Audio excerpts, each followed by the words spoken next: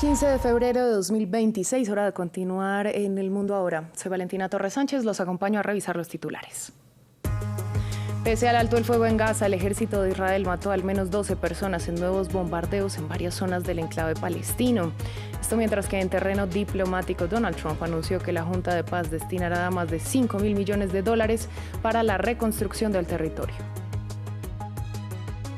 El secretario de Estado de Estados Unidos, Marco Rubio, aseguró que Washington prioriza la vía diplomática respecto al programa nuclear de Irán. Esto el mismo día en que el primer ministro de Israel, Benjamin Netanyahu, aseguró que la República Islámica debería desmantelar totalmente su programa atómico. Finalizó la conferencia de seguridad de Múnich con las relaciones transatlánticas y la guerra en Ucrania en el centro de la agenda. La jefa de la diplomacia europea señaló que los países de la Unión no están listos para dar una fecha de ingreso a Ucrania.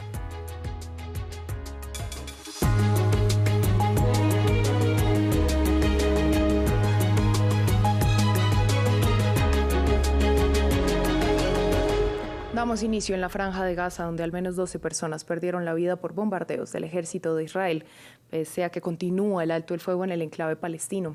Los ataques se produjeron en zonas como Han Yunis y la ciudad de Gaza y según los militares se dieron porque había militantes de Hamás cerca de sus tropas. De otra parte, Donald Trump lanzó un mensaje en el que aseguró que la Junta de Paz ha recaudado $5.000 millones que serán destinados a iniciativas de reconstrucción para la franja, al tiempo que llamó a Hamás a desarmarse completa e inmediatamente. Los familiares en duelo lamentan la pérdida de sus seres queridos asesinados en otra ola de ataques israelíes. Un hombre que perdió a su sobrino dice que los civiles fueron atacados en un campamento de desplazados en Jabalia. A Israel no le importan los altos al fuego ni las treguas. Vivimos bajo una tregua durante meses y sin embargo nos atacaron. Israel actúa según el principio de decir una cosa y hacer otra. Mientras trasladan los cuerpos al hospital, muchos se preguntan sobre la validez del plan de paz mediado por Estados Unidos. ¿Creen que Trump vendría a ayudarnos o defendernos? El que está suministrando a Israel todo tipo de armas mortales, proporcionándole dinero, apoyo político, protección y defensa aérea internacional. Israel y Hamás se acusan mutuamente de violar el alto el fuego. Casi 600 palestinos han sido asesinados desde que el acuerdo entró en vigor en octubre. En el mismo plazo, 4 soldados israelíes murieron en Gaza. El ejército israelí afirma que los últimos ataques fueron en represalia por violación del alto el fuego por parte de Hamás. Al publicar este video en las redes sociales el sábado, dijeron que varios terroristas armados habían probablemente salido de infraestructuras subterráneas adyacentes a las tropas de la CFDI. La violencia continua complica aún más el camino para la Junta de Paz del presidente de los Estados Unidos, que se reunirá por primera vez el 19 de febrero en Washington. La Junta fue creada por una resolución del Consejo de Seguridad de la ONU para supervisar el alto el fuego en Gaza. Donald Trump planea anunciar una fuerza de estabilización autorizada por la ONU y una propuesta de reconstrucción de varios miles de millones de dólares para la Franja de Gaza. El gabinete de Benjamin Netanyahu aprobó una serie de medidas para obtener un mayor control sobre la Cisjordania ocupada. Con la iniciativa, los colonos tendrán nuevas facilidades para comprar tierras.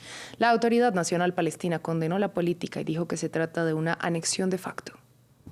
Israel en su máximo apogeo expansionista desde la Guerra de los 6 días, según los mismos ministros. El gobierno aprobó nuevas medidas para reforzar el control del país sobre la Cisjordania ocupada y facilitar a los colonos la compra de tierras. El ministro de Finanzas, Bezalel Smotrich, se mostró contento con el voto a favor de los integrantes del gabinete, una decisión que iniciaría de facto un proceso de registro de tierras por primera vez desde 1967. Continuamos la revolución de los asentamientos y fortalecemos nuestro control en todas las partes de nuestro territorio. Perteneciente a la misma ala ultraderechista, Israel Katz apuntó que la medida garantiza el control de Israel, mientras el gobierno lanzó un comunicado destacando que el movimiento es solamente una respuesta a los supuestos procesos ilegales de registro de tierras promovidos por la autoridad palestina, que no tardó en contestar. Constituye una anexión de facto del territorio palestino ocupado y una declaración del inicio de los planes para anexar territorio palestino con el objetivo de consolidar la ocupación mediante la construcción, de asentamientos ilegales. La ONU, por su parte, ya avisó hace unos días que los planes de Tel Aviv están revestidos de legalidad, pero son todo lo contrario. Esas acciones, incluida la presencia continuada de Israel en el territorio palestino ocupado, no solo son desestabilizadoras, como ha recordado la Corte Internacional de Justicia, son ilegales. Estados Unidos aseguró anteriormente haber rechazado la anexión, pero la acción del gabinete de Netanyahu llegó días después de la visita del primer ministro a la Casa Blanca. En Israel, la policía rescató a 2 mujeres soldado israelíes que habían sido atacadas por un grupo de jóvenes ultraortodoxos en Bnei Brak. Las 2 soldados estaban en labores de servicio militar en la localidad, pero es incierto si tenían tareas de reclutamiento entre esta población que históricamente había estado exenta del servicio militar, hasta un fallo de la Corte Suprema que obligó al gobierno de Netanyahu a acabar con este privilegio. En otras noticias, el secretario de Estado de Estados Unidos, Marco Rubio, llegó a Budapest en medio de una visita a Hungría tras su parada en Eslovaquia. Previamente en Bratislava aseguró que Washington está concentrado en negociar un acuerdo con Irán e indicó que la Unión Americana está aumentando su presencia militar en Medio Oriente por razones defensivas. Posteriormente, el primer ministro de Israel, Benjamin Netanyahu, aseguró que habló con Trump y le dijo que para que haya cualquier pacto, Irán debe desmantelar su infraestructura nuclear y que todo el uranio enriquecido debe salir del país.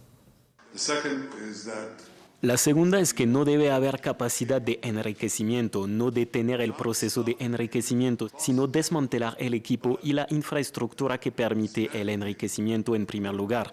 Y la tercera es abordar también las cuestiones relacionadas con los misiles balísticos.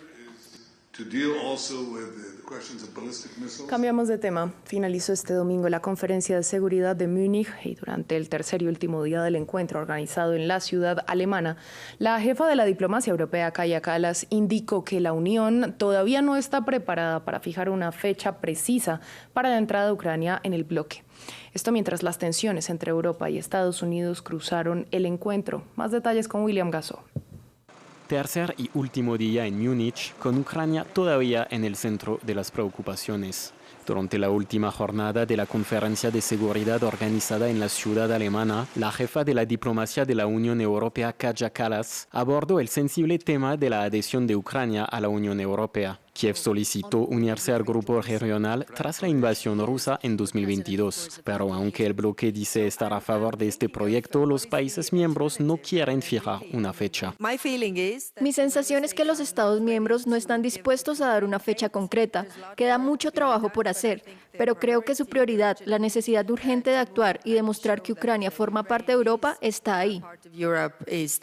Kaja Kallas también rechazó la idea difundida por la administración Trump de que Europa estaría enfrentando un declive civilizacional. Es que la reciente agresividad de Washington contra el viejo continente también cruzó los debates en Múnich, en especial el tema Groenlandia. Los dirigentes de Dinamarca y Noruega criticaron la voluntad de Estados Unidos de anexar el territorio semiautónomo. Unfortunately, I think the desire is the same. It's something we, of course, talk a lot about. Desafortunadamente creo que el deseo es el mismo. Es algo de lo que por supuesto hablamos mucho. Y también añadiría que creo que la presión sobre Groenlandia es totalmente inaceptable. Estamos hablando de amenazas y el pueblo de Groenlandia nunca ha sido amenazado por nadie. Por lo tanto, creo que la presión es inaceptable.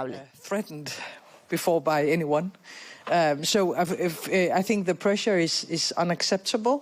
Aunque Groenlandia constituye una línea roja, los dirigentes europeos también enfatizaron en la necesidad de no romper los vínculos entre el continente y Estados Unidos, una voluntad también expresada ayer en Múnich por el secretario de Estado estadounidense Marco Rubio. En Ucrania, las autoridades anticorrupción anunciaron la detención del exministro de Justicia German Hasluchenko mientras intentaba cruzar la frontera a bordo de un tren. El exfuncionario, que ocupó también la cartera de energía, es investigado como parte de una trama de corrupción en el sector energético del país, conocida como el caso Midas, que desvió al menos $100 millones en sobornos y contratos inflados a contratistas de la estatal Energoatom. La causa toca de cerca figuras del entorno del presidente Volodymyr Zelensky, quien el año pasado intentó limitar la independencia de las 2 agencias anticorrupción, lo que fue el detonante de masivas protestas contra su gobierno. Jesús Yajure con los detalles.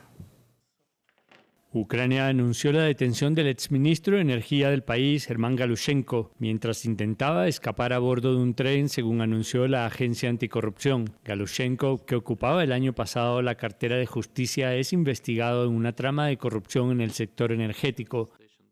Hoy, mientras cruzaba la frontera, los investigadores de la Oficina Nacional Anticorrupción detuvieron al exministro de Energía en relación con el caso Midas.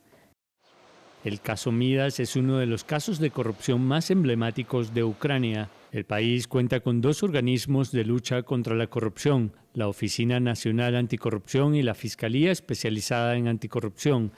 Ambas revelaron en 2025 una vasta red de sobornos en el sector energético, que canalizó cerca de $100 millones de contratistas de la empresa estatal Energoatom y que involucra a figuras del entorno de Zelensky en operaciones de contratos inflados y lavado de dinero. El caso tiene como sospechosos al empresario Timur Mindic y condujo a la dimisión de Galushenko como ministro de Justicia y de la ministra de Energía y a la destitución del jefe de gabinete Andriy Yermak. En julio de 2025, Zelensky intentó limitar la autonomía de las agencias anticorrupción y firmó una ley que la subordinaba al fiscal general, un cargo político bajo su control. Pero las mayores protestas en el país desde la invasión rusa y la amenaza europea y del G7 de cortar fondos de ayuda le hicieron dar marcha atrás con una nueva ley que restauró su independencia y que el Parlamento aprobó con el voto unánime de 331 legisladores. La Unión Europea y el G7 han atado de manera progresiva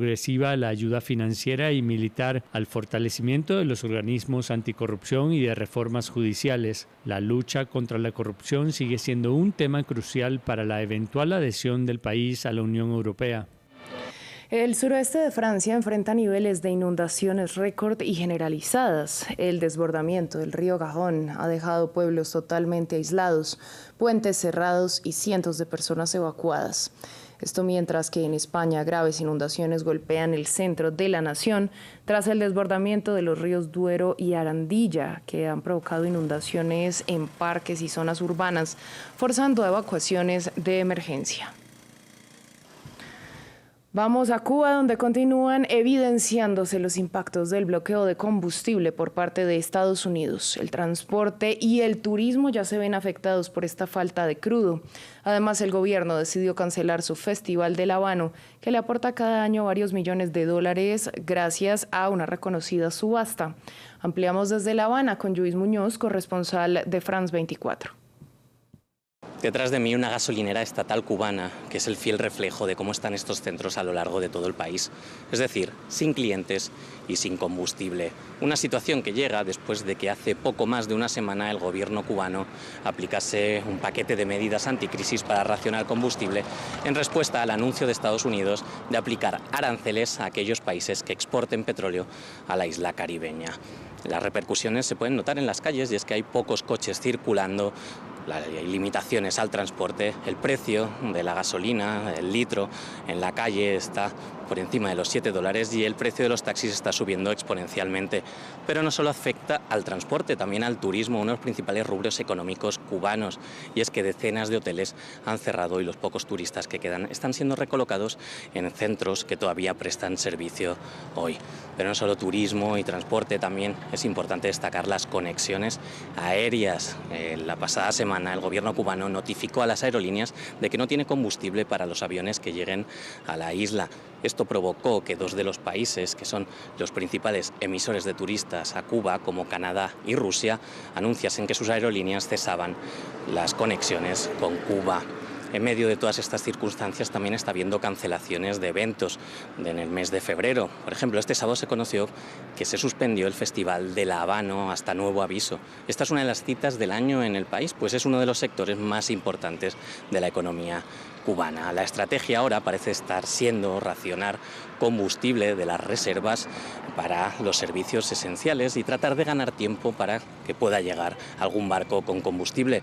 Sin embargo, esta situación parece difícil, ya que este mismo domingo Estados Unidos interceptó un nuevo buque en el Océano Índico que se dirigía al Mar Caribe. Nosotros cerramos en Fuerteventura, la segunda isla más grande de las Canarias, que se llenó de color con carrozas conocidas comúnmente como achipencos, que se lanzaron al agua para la carrera anual de carnaval. Esta edición volvió a llenar la bahía de creatividad con estas obras de arte hechas de material reciclado para un recorrido de 1.5 kilómetros. Con estas imágenes nosotros nos despedimos. A ustedes les agradecemos su sintonía.